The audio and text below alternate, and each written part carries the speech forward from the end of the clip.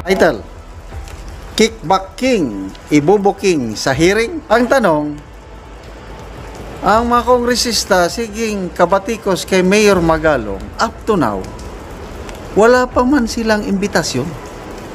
Ano ba? Imbitahan nyo na ang mayor ng Baguio. Ito ang wow trending. Mayor Benjamin Magalong ibubuking na kung sino ang kickback king sa flood control projects. Sa isang interview, ibinahagi ni Baguio City Mayor Benjamin Magalong ang diskarte ng ilang kongresista sa pagtatago ng pera mula sa taong bayan. Sa isang eksklusibong panayam sa Bilyonaryo News Channel, ayon sa alkalde, hindi na karaniwang vault ang gamit kundi Rome vaults na.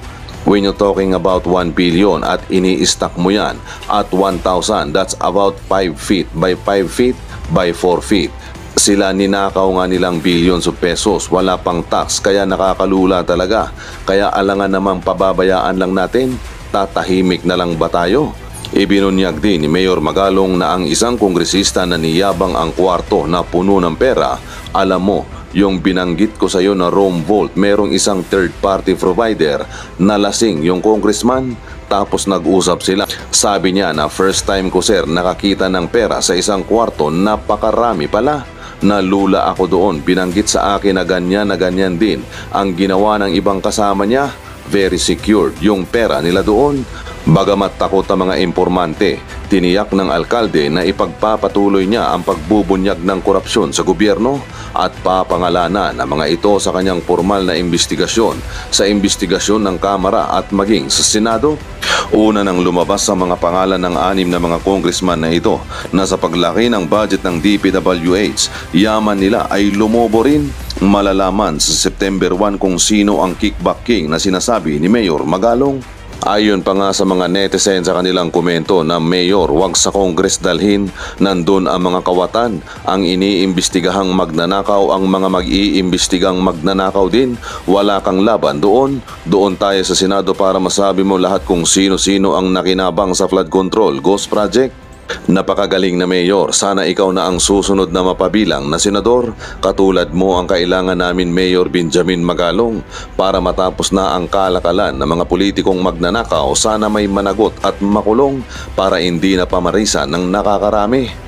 Kung sufficient ang ilalantad na ebidensya sa mga pinanghihinalaang magnanakaw dyan sa usapin na yan, ay kailangang paspasan ang pag-imbestiga at konting proseso lang at ipapa-aresto kaagad, baka mabinbin o kaya makatakas for fight, Mayor Magalong. Wow Mayor Magalong sir, ikasa mo na ang totoong mga katiwaliang panggobyerno ni Marcos Bangag at nang magkakaalaman na, karapatan nating mamamayan kung sino ang dapat managot para matuldukan at parusahan ang tunay na may sala. Tayong mamamayan ang kinawawa samantalang sila, buhay hari, nagpapaasa sa pera ng bayan, ang saya-saya nila. Magandang araw mga kaibigan. Bigyan natin ngayon ng opinion, reaction itong post ang balita ngayon. Title, Kickback King, ibubuking sa hearing?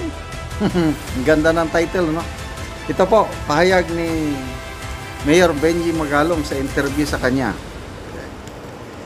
Baguio City Mayor Benjamin Magalong is warning that he will expose those who are allegedly the biggest beneficiaries of kickbacks from the DPWH questionable projects as long as he is formally invited by Congress.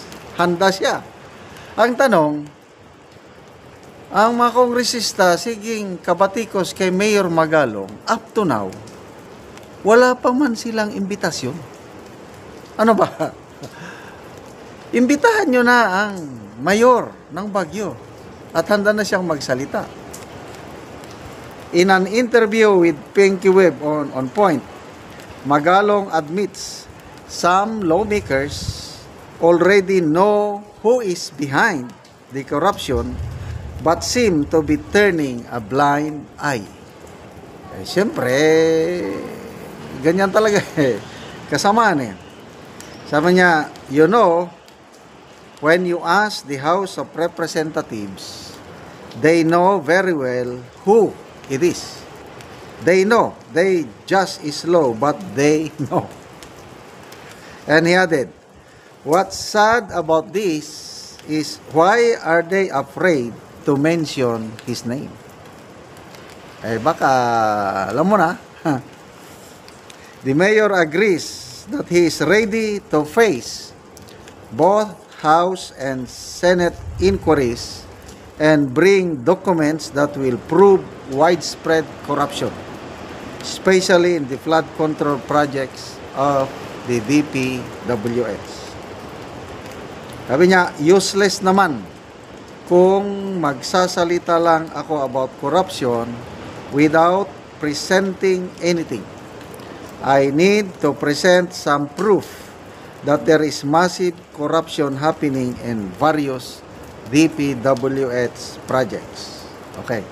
So, ito, nabasa ko kanina, may article na nag-submit na si Mayor Magalong ng mga documents kay Pangulong Marcos Jr. Kailang itong documents niya na confine lang sa Baguio City and Benguet, lalo na yung Cannon Road at iba pang may kalsada daw diyan sa may Cannon Road, paulit-ulit nang napunduhan hanggang ngayon hindi pa rin natatapos at ginawa yung project na yun, kalsada papasok from Cannon Road papasok pa loob. Napakahirap daw na gawing kalsada yon. Tapos ang DPWH hindi man lang nagkonsulta sa mga affected communities. Palaging napupunduhan, hindi naman natatapos. Ayun. So, yan. Ebidensya ito sa Baguio and Benguet.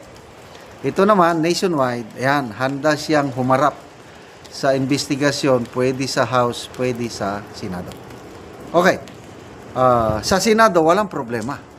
Kasi ang mga senador, naniniwala ko na wala silang tinatakpan dyan, walang kinikilingan. Although may ibang mga senador na parang pinapatamaan na nakinabang daw sa mga kontraktor, mga ganon, kaya lang hindi ako naniniwala. Demolition job lang nila yun. Kasi yung mga nasaktan sa impeachment case ni BP Sara, yung pag-archive, mayroong demolition job sa mga leaders ng Senado at ito na ikinakabit nila sa flood control. So, yan. I am very sure ang Blue Ribbon Committee ni Senator Marcoleta, one of these days, iimbitahan nila si Mayor Magalong. Okay, dito naman sa House, willing si Mayor Magalong na haharap. Ang tanong lang dyan is, iimbitahan ba nila? Palagay ko, malaking debate yan sa kasi iimbitahan nila, ay kompleto pala ng ebidensya niya. Ay baka magsisi sila. So, pag-isipan nila, basta, ito, naririnig natin, handa siyang umarap. At pangalanan niya ang King of Kickbacks. So, ang taong bayan, may idea na ba tayo kung sino yung King of Kickbacks? Kung ako inyong tatanungin, may idea na ako. Kailan? Ayokong pangunahan si Mayor Magalong. May clue na ako Ang clue ko si BP Sara, nagbanggit na siya noon At naniniwala ko, yun, hindi pa pumutok ang anomalous flood control project, sinapi na ni BP Sara. Yun, may binanggit siya, bahala na kayo, hindi ko na rin babanggitin, but alam na natin sino yung King of Kickbacks. Hintayin na lang natin na si Mayor Magalong ang mag-reveal kung sino. Kaya lang, baka takot silang imbitahin. Although, mayroon akong nabasang post ng isang abogado, Attorney Joseph Rodriguez Dizon. Sabi niya na delikado daw na magpunta si Mayor Magalong sa House dahil pagtutulungan lang siya. Ipapahiya lang siya, hindi siya pagsasalitin. Para bang yung nangyari noon kina Colonel Grijaldo, yung mga resource person, nung panahon pa ng Quadcom, nung 19 Congress, yan ang kinakatakutan ng isang abogado. Kaya ang advice niya, hanggat maaari, huwag magpunta si Mayor Magalong sa Kamara. Ito, ready siya na mag-appear. Ibig sabihin, handa siya.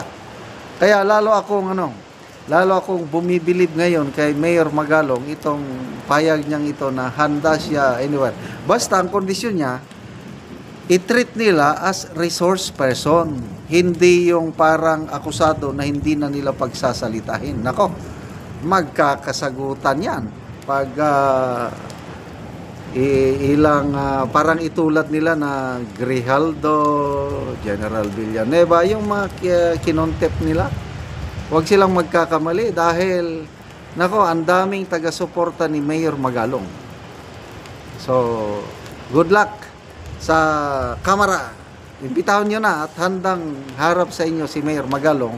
Malalaman na natin sino ang king of kickbacks.